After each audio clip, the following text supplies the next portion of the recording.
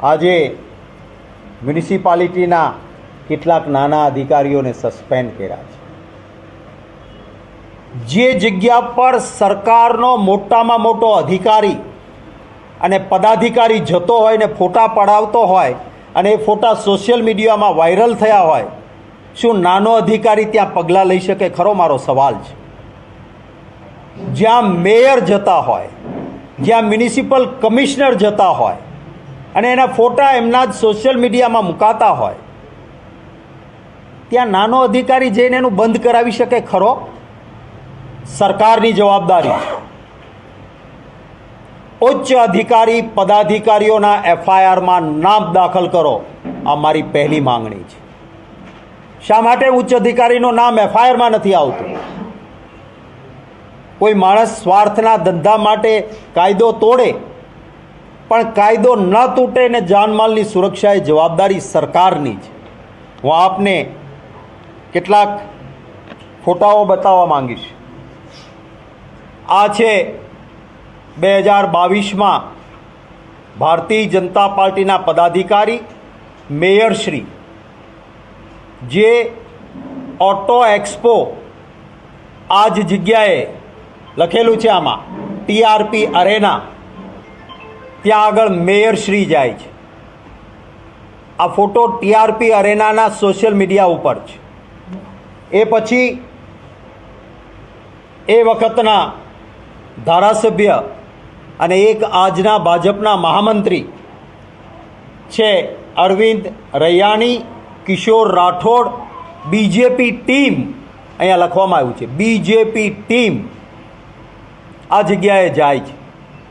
હવે આવા લોકો જતા હોય ત્યાં તમે નાના અધિકારીને કોઈ પીઆઈ એ વખતે કોણ હતો એને સસ્પેન્ડ કરવાથી રાજી થશો? આ સૌથી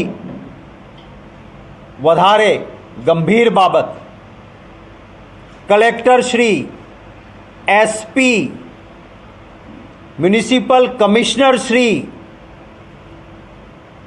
ઝોનના પોલીસ અધિકારી, આ બધા જ અધિકારીઓ ત્યાં જઈને અને આ જે બાજુમાં આ જે બિલ્ડિંગ દેખાય છે, જ્યાં આ ગ્રાઉન્ડમાં ઊભા છે ને ફોટો પડાવે છે, જ્યાં રેસિંગ કારનો ટ્રેપ છે, આપે બધાએ જોયું છે, અને એ જ જગ્યાએ બાજુમાં આપને જે બિલ્ડિંગ સળગ્યું અને જેમાં લોકોએ જીવ ગુમાવ્યા એ પણ દેખાય છે। હવે આવા અધિકારીઓ ત્યાં જતા હોય અને પછી સરકારે એમ કહે કે મેં 5 જણાને સસ્પેન્ડ કર્યા, શું આ વ્યાજબી છે ખરું? એક જવાબદાર રચનાત્મક વિરોધ પક્ષ તરીકે રાજકારણ નથી કરતો, દુઃખ છે, દર્દ છે મને। મેં એવી સરકારો મારા દેશમાં જોઈ છે, એક રેલવેનો અકસ્માત થાય, રેલ મંત્રી રાજીનામું આપે, એક પ્લેનનો અકસ્માત થાય, નાગરિક ઉડ્ડયન મંત્રી કહે કે એ પ્લેનના અકસ્માત માટે હું જવાબદારી સ્વીકારું છું અને હું રાજીનામું આપું। છે કોઈ આજે એ માનવતા કોઈનામાં કે આ ઘટના બન્યા પછી નૈતિક જવાબદારીનો સ્વીકાર કરે? હપ્તા ઉઘરાવીને આપે એવા અધિકારીઓને ફિલ્ડમાં રખાય છે, પૈસા લઈને પોસ્ટિંગ કરાય છે, અને તટસ્થ કામગીરી કરનારા સારા અધિકારીઓ મારા ગુજરાતમાં છે, ખૂબ સારા અધિકારીઓ છે, એને સાઇડ પોસ્ટિંગ આપવામાં આવે છે કે તમારે ક્લાર્કની જગ્યા જેવું કામ કરવાનું, તમને ફિલ્ડ પોસ્ટિંગ નહીં। શું કામ? કારણ કે એ મારો અધિકારી જનતાના હિતમાં સરકાર સામે પણ કહી શકતો હોય છે કે નહીં ભાઈ આ ખોટું છે, આવું ન થાય। એક ધાક ઊભી કરી છે, અમારું કીધું નહીં કરો તો તમારી નોકરી ખતમ, તમારી કારકિર્દી ખતમ, તમારે અમારા ઈશારે નાચવાનું। મને કોઈ નામ દેવામાં સંકોચ નથી। શ્રી કુમારજી એક આઈપીએસ ઓફિસર, કારકિર્દી ખતમ।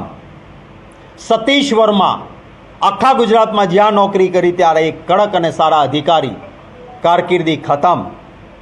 રાહુલ શર્મા ગુજરાતના ભાવનગરમાં 322 છોકરાઓનો જીવ બચાવનાર અધિકારી, કારકિર્દી ખતમ।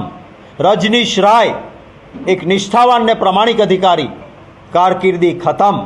આવું લિસ્ટ જોવા બેસશો તો સારા સારા અધિકારીઓની કારકિર્દી ખતમ કરીને ભારતીય જનતા પાર્ટીની સરકારે એક ધાક ઊભી કરી છે કે ફિલ્ડમાં કામ કરવું હોય તો અમે કહીએ એમ અમારા પગારદાર તરીકે કામ કરો. મારે કહેવું છે કે અધિકારી એનો પગાર એ કોઈ ભારતીય જનતા પાર્ટી કે કોંગ્રેસ પાર્ટી કે રાજકીય પક્ષ નથી આપતો. એ પગાર અપાતો હોય તો જનતાના કાળી મજૂરીના પરસેવાના ટેક્સના પૈસામાંથી, જનતાની તિજોરીમાંથી મળે છે. એ જનસેવક છે, ભાજપના સેવક નથી. ઉઠે, આ પ્રસંગ છે, આત્મા કકળે ને ઉઠે અધિકારીઓ પણ. જ્યાં જ્યાં આવા હપ્તાખોરી ચાલે છે, ભારતીય જનતા પાર્ટીના નેતાઓના ઇશારે એ પણ બંધ થાય. હું ફરી માંગ કરીશ કે એફઆઈઆરમાં ઉચ્ચ અધિકારીઓના નામ સરકાર તાત્કાલિક દાખલ કરે. માનનીય ભૂપેન્દ્રભાઈ પટેલ, આપ ગુજરાતના મુખ્યમંત્રી છો. આખા ગુજરાતમાં છાપ એવી છે કે તમારી પાછળ કોઈ બેક સીટ ડ્રાઇવિંગ કરે છે, પાછળ બેસીને તમને કે એટલું તમારા પાસે કરાવે છે. હું વિનંતી કરીશ કે આપ આ પ્રસંગે પાછળ બેસીને ઉપદેશ આપનારને બાજુએ મૂકીને આપ આ પ્રસંગ માટે એક સારા નેતા તરીકે ઊભા થાઓ.